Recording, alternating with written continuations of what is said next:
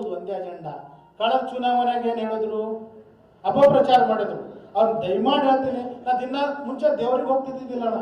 ಈಗ ಯಾವ್ದಾರ ದೇವ್ರ ಹೋಗ್ತಾನೆ ಕೈ ಮುಗಿತೀನಿ. ಎದಕ್ಕೆ ಮುಗಿತೀನಿ ಕೇಳ್ರಿ, ನನಗೆ ಯಾರ್ಯಾರು ಅಪಪ್ರಚಾರ ಮಾಡಾರಲ್ಲ ಆ ದೇವ್ರ ನಿನ್ಬಲ್ ಶಕ್ತಿ ಇತ್ತಂದ್ರೆ ಅದು ಜನರಿಗೆ ತೋರಿಸ್ಕೊಡಪ್ಪ ಅಂತ ಕೇಳಕತ್ತೀನಿ. ಯಾಕಂದ್ರೆ ಒಬ್ಬ ಸಾಮಾನ್ಯ ರೈತನ ಮಗ ರಾಜಕಾರಣ ಮಾಡ್ಬೇಕಾದ್ರೆ ಹೊಟ್ಟೆ ಉರಿ ಸರ್, ಇವರಿಗೆ ಹೊಟ್ಟೆ ಉರಿ ನಿದ್ದೆ ಅಂತಲ್ಲ. ಕಳೆದ ಬಾರಿ ಚುನಾವಣೆದಾಗ ನಮ್ಗೆ ಎಷ್ಟು ಚಿತ್ರ ಹಿಂಸೆ ಕೊಟ್ರೆ ಗೊತ್ತ ಸರ್ ಇವರು.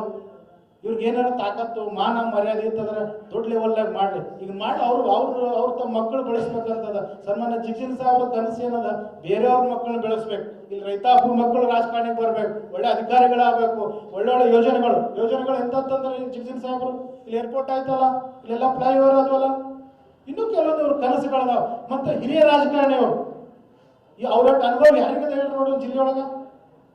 ಈಗೇನು ರಾಜಕಾರಣಿಗಳದಾರಲ್ಲ ಅವ್ರ ಮುಂದಿನ ಎಲ್ಲ ಇವರು ಸಣ್ಣವರೇ.